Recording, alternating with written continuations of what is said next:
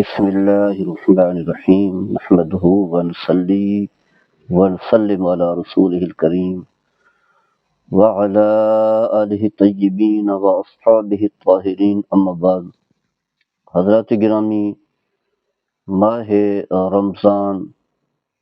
جو کہ اللہ کا مہمان ہے، اس کی آمد ہے، اور پھر جو میرے آقا سیدنا حضرت محمد مصطفیٰ صلی اللہ تعالی علیہ وسلم کا جو معمول تھا، آپ کا طریقہ تھا، آپ کا اسوہ حسنہ تھا کہ ماہ رمضان کے آنے سے پہلے استقبالیہ دیا کرتے تھے، یعنی ماہ رمضان کا استقبال کرتے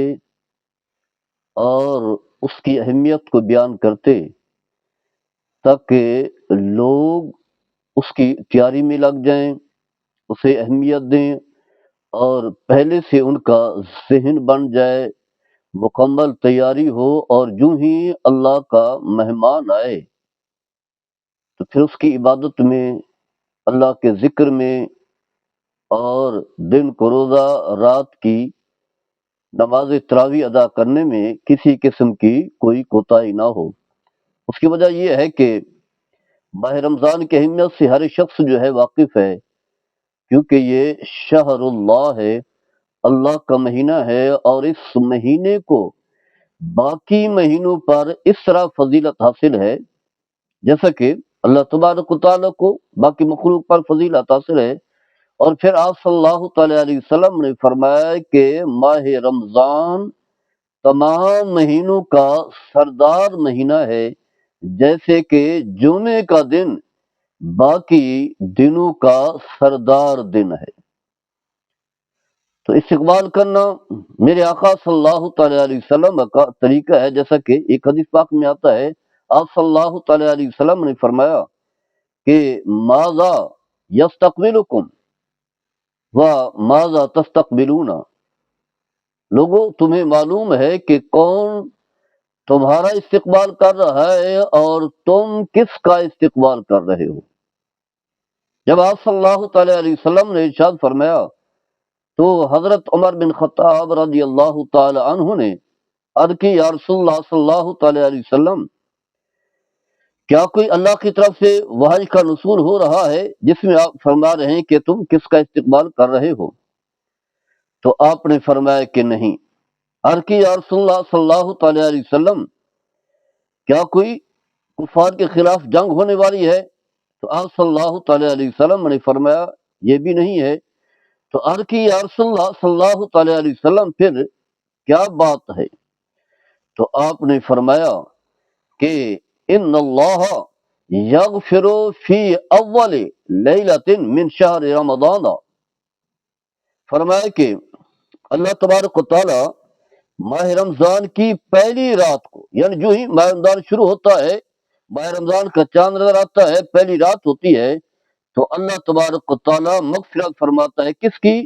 لے کل اہل ہذہ القبلہ، فرمایا کہ جو بھی مسلمان ہے، جو بھی کلمہ گو ہے،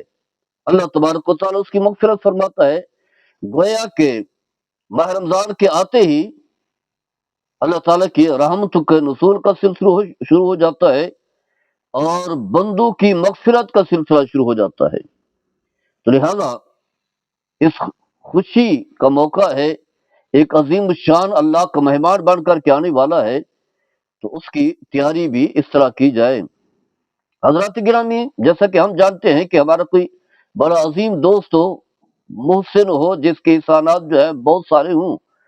اور اس نے اپنا کوئی مہمان بھیجا ہو، تو پھر ہماری کیسے تیاری ہوتی ہے؟ ہم تو اس دن کے آنے کا، اس لمحہ کے آنے کا، اس گھڑی کے آنے کے انتظار میں ہوتے ہیں، پہلے سے جا کر کے بیٹھے ہوتے ہیں کہ کب وہ آتا ہے، اور پوری تیاری کے ساتھ، پوری لگن اور پورے ذوق اور جذبے کے ساتھ جو ہے اس مہمان کا استقبال کرتے ہیں، اسے اہمیت دیتے ہیں، اور جب تک وہ مہمان رہتا ہے ہمہ وقت اسے خوش رکھتے ہیں، اسے راضی رکھتے ہیں۔ اس کی وجہ یہی ہے، مہمان جو ہے وہاں جائے گا تو پھر اگر تو ہم نے اسے خوش رکھا، راضی رکھا، اس کی تیاری میں لگے رہے، اسے حیثیت دی، اس کی قدر منزلت کی، تعریف کرے گا، اور پھر اس کی طرف سے جو ہے، جس کی طرف سے مہمان بن کر کے آیا ہے، وہ خوش بھی ہوگا، راضی بھی ہوگا۔ تو پہلے ہم اس خطبے کا ذکر کرتے ہیں کہ نبی کریم صلی اللہ تعالی علیہ وسلم کس طرح خطبہ ارشاد فرمایا کرتے تھے۔ حضرات گرامی، ماہ رمضان کی اہمیت کو سمجھنے کے لیے یہ بات ذہن میں رکھیں کہ جو ہی رجب کا چاند نظر آتا تو اسی وقت نبی کریم صلی اللہ تعالی علیہ وسلم بارگاہ خداوندی میں، اللہ تعالیٰ کی بارگاہ میں یوں دعا مانگا کرتے تھے: اللہم بارک لنا فی رجب و شعبان وبلغنا رمضان۔ یا اللہ، ماہ رجب آ چکا ہے اور پھر ایک مہینے کے بعد ماہ رمضان آنے والا ہے، یا اللہ اس ماہ رجب میں بھی برکت عطا فرما، ماہ شعبان میں بھی اپنی رحمتوں کا نزول فرما، برکات کا نزول فرما، اور پھر یہ زندگی کی یہ جو سانسیں ہیں ہمیں یا اللہ عطا فرما دے، اور چلتے چلتے ہمیں ماہ رمضان تک پہنچا دے تاکہ ہم ماہ رمضان کی برکات کو حاصل کر سکیں۔ حضرت سلمان فارسی رضی اللہ تعالیٰ عنہ اس حدیث کے راوی ہیں، فرماتے ہیں کہ خطبنا رسول اللہ صلی اللہ تعالی علیہ وسلم فی آخر یوم من شعبان، جو ہی ماہ شعبان ختم ہونے کو ہوتا تو اس کے آخری دنوں میں، یعنی 2-4 دن پہلے، ماہ رمضان کے آنے سے 2-4 دن پہلے، نبی کریم صلی اللہ تعالی علیہ وسلم باقاعدگی سے ہمیں جمع کر کے وعظ فرمایا کرتے تھے، اور کیا فرماتے تھے؟ یا ایھا الناس قد اذلکم شہر عظیم شہر مبارک۔ لوگوں، یہاں لوگوں سے مراد اہل ایمان ہے، یہاں الف لام جو ہے اد خارجی ہے، مخصوص گروہ مراد ہے، یعنی جو کلمہ پڑھنے والے ہیں، جو اہل ایمان ہیں، وہی مخاطب ہیں، اور انہی سے ارشاد فرمایا جا رہا ہے: اے لوگوں، اے اہل ایمان، تم پر سایہ فگن ہونے کو ہے، گویا کہ سایہ کرنے والا ہے، اللہ کی رحمت کا نصول ہونے والا ہے، مہمان بن کر کے آنے والا ہے، بڑا عظیم الشان مہینہ، وہ مہینہ جو برکت والا مہینہ ہے۔ فرمایا شہر فیہ لیلۃ خیر من الف شہر، اس ماہ مقدس میں، ماہ رمضان میں ایک رات ایسی ہے جو 1000 مہینوں سے افضل ہے، یعنی شب قدر جس کا تذکرہ اللہ تبارک و تعالیٰ نے پوری سورت نازل کر کے ارشاد فرمایا: لیلۃ القدر خیر من الف شہر،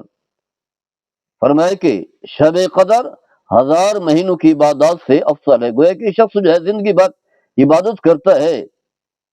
ذکر کرتا ہے، اور پھر ایک شخص جو ہے ایک رات کو پا لیتا ہے جو ماہ رمضان میں آتی ہے، تو فرمایا اس کی برکات جو ہیں زندگی بھر کی عبادات سے بڑھ کر کے ہیں۔ فرمایا جعل اللہ صیامہ فریضۃ، اللہ تبارک و تعالیٰ نے اس ماہ مقدس میں، ماہ رمضان میں روزے فرض کیے ہیں، جیسا کہ فرمایا یا ایھا الذین آمنوا کتب علیکم الصیام کما کتب علی الذین من قبلکم لعلکم تتقون۔ ایمان والو، تم پر روزے فرض کیے گئے ہیں جیسا کہ تم سے پہلے بھی جو قومیں گزری ہیں، امتیں گزری ہیں، ان پر بھی روزے فرض تھے تاکہ تمہارے اندر تقوی آ جائے، تم اللہ کے احکام کو بجا لانے والے بن جاؤ۔ یہ حکمت ہے اور روزوں کے فرض قرار دینے کی۔ تو فرمایا کہ روزے فرض ہیں، وقیام اللیل ہی تطوعا، اور رات کا قیام یعنی نماز تراویح یہ سنت ہے، سنت موقدہ ہے۔ یہاں نفل جو ہے، تطوع جو ہے، سنت کے معنی میں ہے۔ نبی کریم صلی اللہ تعالی علیہ وسلم کے دور میں باقاعدگی سے تراویح کا اہتمام نہیں تھا، باقاعدگی سے حضرت عمر بن خطاب رضی اللہ تعالیٰ عنہ کے دور میں 20 رکعت تراویح بھی ہوئی، جماعت کا اہتمام ہوا، حضرت ابی بن کعب رضی اللہ تعالیٰ عنہ امام بنے، اور صحابہ جو ہے ان کی ابتدا میں نماز انہوں نے پڑھی۔ فرمایا من تقرب فیہ بخصلۃ کان کمن اضحی فریضۃ فی من سواہ، فرمایا کہ جو شخص ماہ رمضان میں نفلی عبادت کرتا ہے، چاہے وہ نفلی صدقہ ہے، نفلی نماز ہے، تلاوت قرآن، جو بھی نفلی اعمال ہیں، فرمایا کہ جو شخص ماہ رمضان میں نفلی عبادت کرتا ہے، اس کا ثواب ایسے ہے جیسے کہ باقی مہینوں میں فرض ادا کرنے کا ثواب ہے، چاہے وہ فرض نماز ہے، فرض زکوٰۃ ہے، یا فرض بہت ساری عبادات ہیں۔ گویا کہ نفل جو ہے وہ فرض کے قائم مقام بن جاتی ہے۔ یہ برکات ہیں ماہ رمضان کی، اللہ کے مہمان کی۔ فرمایا کہ ومن ادى فریضۃ فیہ، فرمایا کہ جو شخص ماہ رمضان میں ایک فرض ادا کرتا ہے، کان کمن ادى 70 فریضۃ فیما سواہ، اس کا ثواب کئی گنا بڑھ جاتا ہے، ایسے ہے گویا کہ باقی مہینوں میں 70 فرض ادا کرنے کا جو ثواب ہے، ماہ رمضان میں ایک فرض ادا کرنے کا ثواب ملے گا۔ برکات جو ہے بڑھتی چلی جاتی ہیں، یہ اللہ کا مہمان ہے۔ فرمایا کہ وہ ہوا شہر الصبر، فرمایا یہ صبر کا مہینہ ہے۔ فرمایا وہ صبر ثواب ہو الجنہ، صبر کا ثواب کیا ہے؟ اللہ تعالیٰ جنت عطا فرماتا۔ صبر یہی ہے کہ دن بھر جو ہے انسان بھوکا رہتا ہے، پیاسا رہتا ہے۔ جب انسان بھوکا اور پیاسا رہے، خاص کر کے جب آخری گھڑی آتی ہے، تو واضح ہے کہ چڑچڑاپن بھی ہوتا ہے، غصہ بھی ہوتا ہے۔ لیکن اگر کوئی شخص اس کے سامنے کوئی غلط بات کہہ دے تو صبر کرتا ہے، اس کی بات کو سنتا ہے اور کوئی غصہ نہیں کرتا، کوئی گالی گلوچ نہیں کرتا، بلکہ اگر اسے گالی گلوچ کرے تو صبر کر کے یہی کہتا ہے کہ انی صائم، میں تو روزے کی حالت میں ہوں۔ روزے کی برکات ہیں، روزے کا تقاضا ہے کہ میں نے زبان سے کچھ بھی نہیں کہنا، دن بھر بھوکا بھی رہا، پیاسا بھی رہا اور بہت ساری باتوں کو برداشت بھی کیا، صبر ہے۔ تو فرمایا صبر کا سیلا اللہ تعالیٰ کیا عطا فرماتا ہے، وہ سیدھا ایسے شخص جو ہے جنت میں داخل ہوتا ہے، جنتی ہے۔ اور پھر فرمایا وشار المواسات، فرمایا کہ یہ ہمدردی کا مہینہ ہے، دوسروں کے دکھ بانٹنے کا مہینہ ہے۔ یعنی ماہ رمضان کی برکات ایسی ہیں کہ غربا اور عمرا جو ہے آپس میں ملے ہوتے ہیں، جنہیں اللہ تعالیٰ نے مالی وسعت عطا فرمائی ہے، وہ اپنے مال میں سے جو ہے غربا پر خرچ کرتا ہے، انہیں سحری کرواتا ہے، افطاری کراتا ہے، انہیں راشن دیتا ہے اور ان کے ساتھ جو ہے مالی تعاون کرتا ہے، گویا کہ آپس میں جڑے رہتے ہیں۔ اور پھر آپس میں جو رشتہ دار ہیں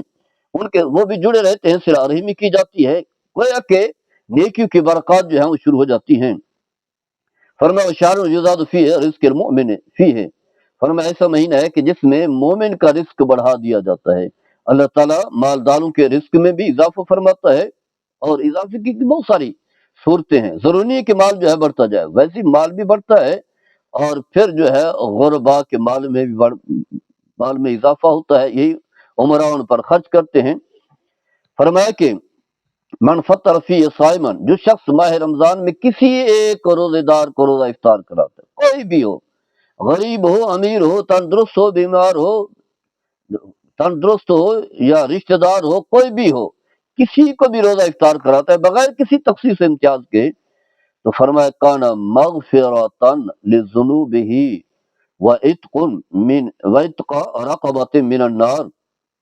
فرمایا اس کا فائدہ یہ ہوتا ہے اللہ تعالیٰ اس کے سارے گناہ معاف کر دیتا ہے، گناہ بخشش ہوتی ہے اور دوزخ کی آگ سے چھٹکارا عطا فرماتا ہے۔ وکان لہ مثل اجرہ من غیر ان ینقص من اجرہ شیء، فرمایا پھر اس کے لیے اتنا ثواب ملتا ہے جتنا کہ روزے دار کے لیے ثواب ہے، گویا کہ کسی کا روزہ افطار کرانے کی 3 برکات ملتی ہیں، ایک گناہ مٹ جاتے ہیں، گناہ معاف ہوتے ہیں، دوسرا دوزخ کی آگ سے چھٹکارا ملتا ہے، اور تیسرا جو ہے اتنا ثواب لکھ دیا جاتا ہے جتنا کہ روزے دار کے لیے ثواب ہے۔ اور پھر فرمایا کہ روزے دار کے ثواب میں بھی کوئی کمی واقع نہیں ہوتی۔ تو عرض یا رسول اللہ صلی اللہ تعالی علیہ وسلم لیسا کلنا یجد ما یفطر صائما، بعض اس وقت جو ہے غربت کا دور تھا، اعلان ہجرت کے دوسرے سال ماہ رمضان کے روزے فرض ہوئے، تو آپ سمجھ سکتے ہیں کہ جو مکہ سے ہجرت کر کے صحابہ گئے، سب کو جو ہے مکہ میں چھوڑ کر کے گئے، جائیدادیں مال سب کچھ وہاں چھوڑ کر کے گیا، اور جو انصار تھے وہ ان کی معاونت و مدد کرنے میں لگ گئے۔ تو سارے صحابہ جو ہے مالدار نہیں تھے، واضح ہے انصار تو تھے، ان کی جائیدادیں تھیں، ان کی زمینیں تھیں، سب کچھ تھا، لیکن مہاجرین کے پاس جو ہے اتنی جائیدادیں نہیں تھیں۔ تو عرض کہ یا رسول اللہ صلی اللہ علیہ وسلم، ہم میں سے ہر شخص جو ہے وہ طاقت نہیں رکھتا کہ روزے دار کا جو ہے روزہ افطار کرا سکے۔ تو آپ صلی اللہ تعالی علیہ وسلم نے فرمایا یؤتی اللہ ھذا الثواب من فطر صائما علی تمرۃ، فرمایا اللہ تعالیٰ یہی ثواب یعنی 3 برکات، دوزخ سے چھٹکارا، گناہوں کی معافی اور روزے دار کے برابر جو اجر و ثواب اللہ تعالیٰ اسے بھی عطا فرمائے گا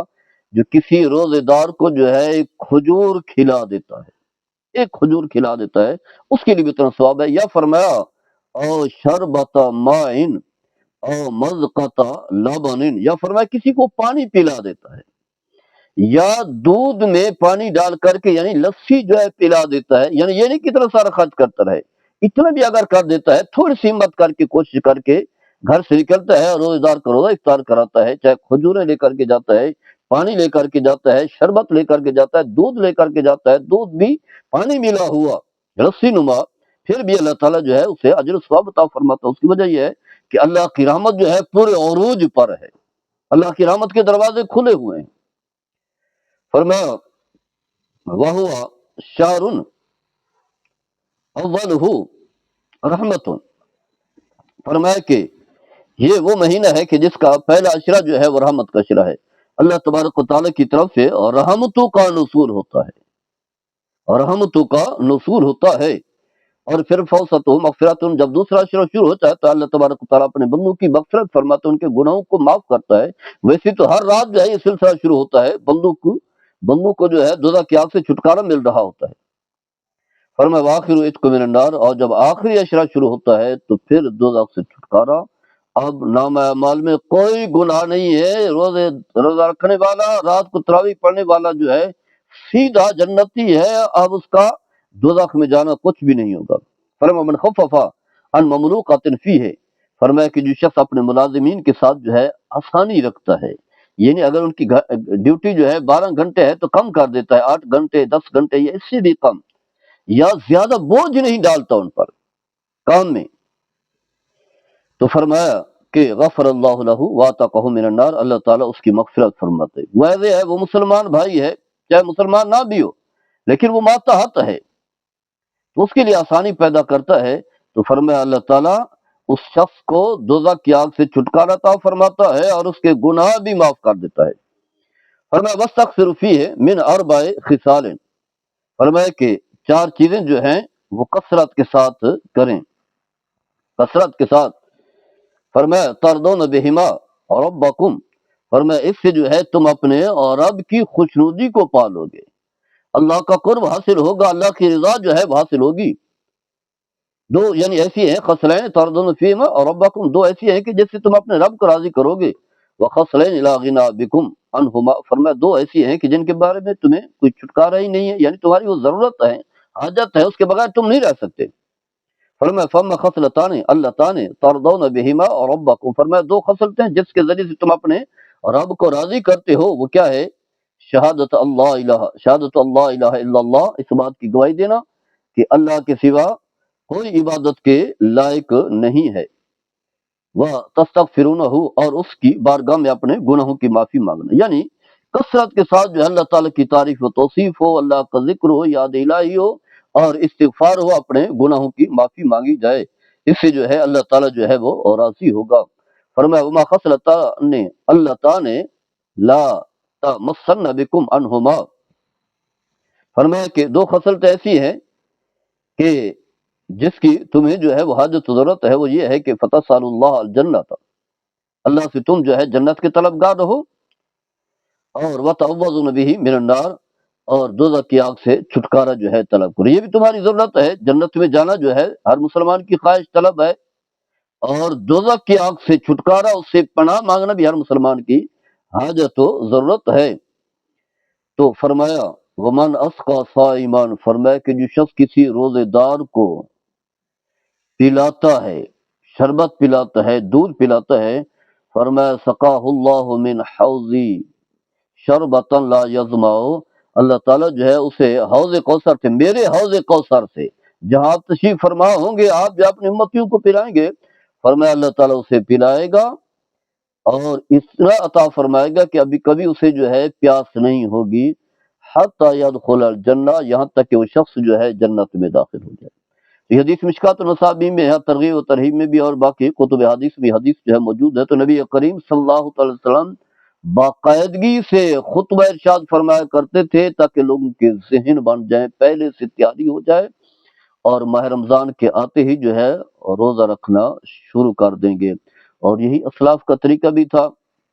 اہل اللہ کا بھی علماء نے بیان کیا ہے کہ وہ یہی طریقہ تھا کہ ماہ رمضان کے آنے سے پہلے ہی جو ہے وہ اسی کام میں لگ جاتے تھے، اور دعائیں کیا کرتے تھے کہ اللہ یا اللہ ہمیں ماہ رمضان تک جو ہے وہ پہنچا دیں۔ تو الغرض ماہ رمضان آ رہا ہے تو ہم نے جو ہے وہ پہلے سے تیاری شروع کر دینی، یہ ہے استقبال رمضان۔ اللہ تعالیٰ ہم سب کو عمل کرنے اور ماہ رمضان کی برکات حاصل کرنے کی توفیق عطا فرمائے۔ وما علینا۔